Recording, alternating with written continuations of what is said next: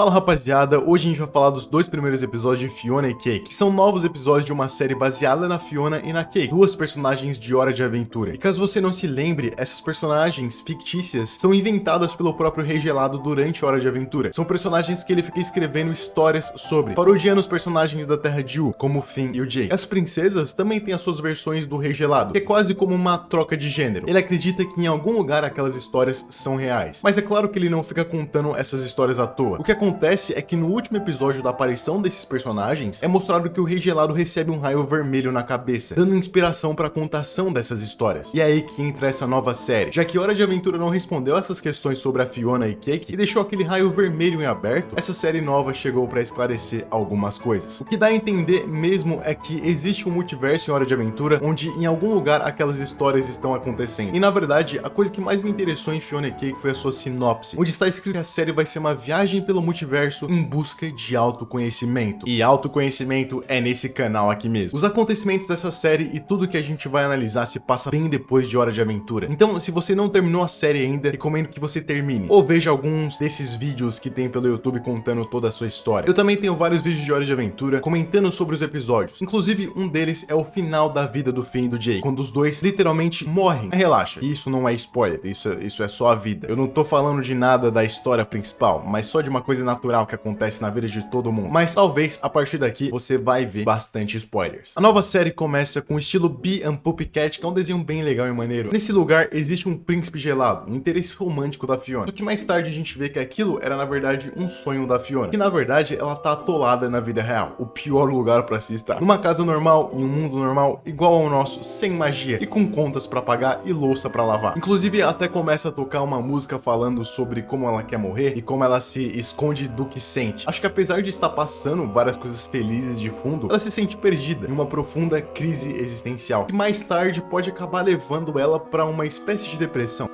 Eu não quero ir trabalhar. Tudo bem, Fiona, eu entendo. Eu e 90% brasileiros te entendemos. No mundo real, a Cake é só um gato sem poderes, ela não se estica igual o Jake fazia. Ela é só ela. E como você deve saber, é incomum para os gatos irem atrás de gelo e ficar indo atrás de coisas muito geladas. Mas a Cake, nesse episódio, fica incontrolavelmente chata indo atrás de gelo. Por isso, a Fiona decide levar ela pro veterinário, achando que tinha alguma coisa errada. Mas para isso, tem que levar a Cake pro trabalho. Ela a leva e nesse ônibus turístico em que ela trabalha, nós vemos vários rostos conhecidos, tipo o Marshall Lee, a versão da Marcelina do mundo humano, o Mágico Daniel, uma estátua da Beth e até aquele cara musculoso que eu esqueci o nome. A Fiona se abre com todo mundo do ônibus e conta um pouco sobre o sonho dela, ao que todo mundo responde que também sonham coisas esquisitas, que seriam os seus equivalentes da Terra de U. Tipo esse cara aqui que é o guarda-banana, daí ele vai e sonha com uma banana, só que ele é só um humano nesse mundo aí, entendeu a brisa? A Cake vê um lugar cheio de gelo, fica toda doida e ataca as pessoas. Isso faz com que a chefe da Fiona, que acho que seria o equivalente ao Rei de U, saia do disfarce e demita ela. E o momento mais Hora de Aventura é quando ela pede pra Fiona devolver o uniforme, ela vai lá e abaixa as calças. Isso aqui é algo que o Finn faria totalmente. Depois disso, ela continua reclamando que os empregos são todos chatos e fala que as pessoas daquela cidade são um tédio, deixando cada vez mais claro que ela realmente está se sentindo um incômodo, uma crise existencial bem grande. E a gente vê o Gary, que seria a princesa Jujuba, só que a versão masculina. A caminho do veterinário, ela trupica no Marshall Lee, que tá tocando música ali na rua, e fala que é uma péssima ideia ir ao veterinário, porque é caro, e recomenda uma outra pessoa que vai cobrar bem mais barato. E isso sim é uma péssima ideia, por favor, levem os seus pets a veterinários e não a pessoas aleatórias. Mas esse é o jeito Marceline de ser, e a Fiona, como Finn, só aceita, acata a autoridade da Marceline. No caminho, à busca do Alice, ela encontra o Mago Caçador, ou só Hunter, como ele se chama aí nesse mundo. E depois a gente vê que o Alice é ninguém mais, ninguém menos do que a Princesa Caroço, que não precisou nem mudar o dublador. Puxa, comida de saquinho.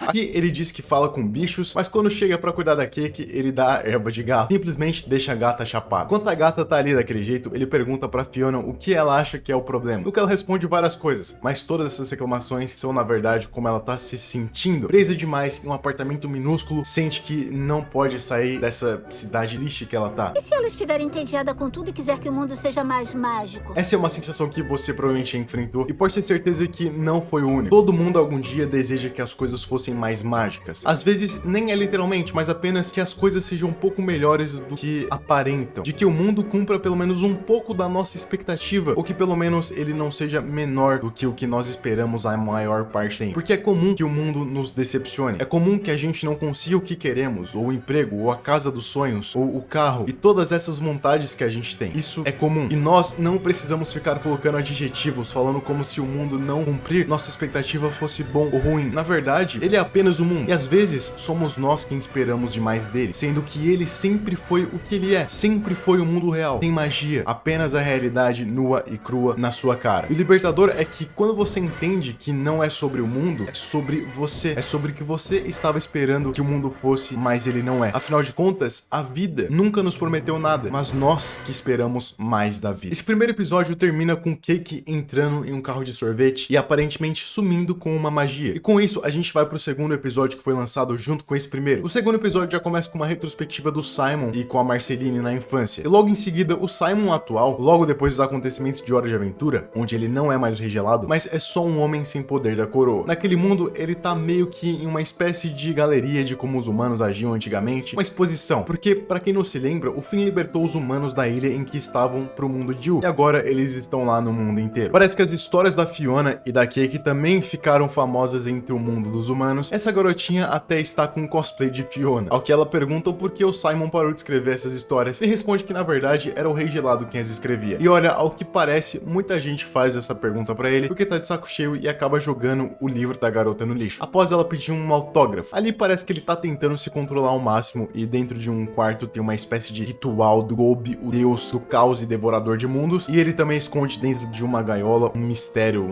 um ser vivo, que a gente vai descobrir quem é mais pra frente. Pra fugir de todo aquele incômodo, ele vai pra um bar. Eu não quero gelo! E o refri já começa a puxar assunto sobre Fiona e Cake, falando que ele ter escrito aquelas histórias em transe foi uma coisa de gênio. Ele quase surta por isso, mas bem na hora que ele ia explodir, o Finn aparece. E meus amigos, o Finn realmente cresceu nisso aqui. Ficou alto, ficou mó fortão e tem uma tatuagem bem bonita do Jake no peito pra simbolizar a saudade dos bons tempos com um amigo. Só que o Finn também já chega falando sobre as histórias da Fiona e Cake. E é bom ressaltar, nesse começo, que o Finn cresceu de verdade. Ele virou o que ele queria virar, um herói, igual o Billy lá no começo de Hora de Aventura. E isso aí a gente vai ver mais pra frente. O Simon desabafa um pouco, falando que não se identifica com mais nada daquilo, não se identifica com aquele mundo, com a magia. E isso é muito louco, porque aqui nós temos os dois extremos. Temos uma pessoa que tá cansada de magia, enquanto a Fiona, no mundo real, tá cansada de um mundo sem magia. Então nós temos pistas sobre o que essa série nos diz. Às vezes não é que é necessariamente o seu mundo que é errado. O problema não é o mundo é o que é e sempre vai ser. O problema é como você vê o mundo. Às vezes, eu me fantasiava de regelado. Essa é uma das coisas mais pesadas que ele poderia dizer aqui. Imagina você ter que se vestir do seu alter ego maligno para tentar se sentir bem com você mesmo. Porque no final das contas, não é só o mundo que você não se identifica, mas você já não se identifica consigo mesmo. Fora isso, tem algumas falas dele que dão a entender que ele não tem mais propósito de vida. Ele só tá ali vivendo à toa. O Finn tem a ideia de levá-lo a uma missão / aventura para que ele se sinta melhor. E meus amigos, aqui o episódio fica cabuloso de uma forma nunca antes vista em Hora de Aventura. Por terem aumentado a faixa etária, as coisas podem ficar bem mais violentas. Acredita em mim, elas ficam. Com essa criatura, por exemplo, sendo furada no meio pelo Finn e um monte de sangue vermelho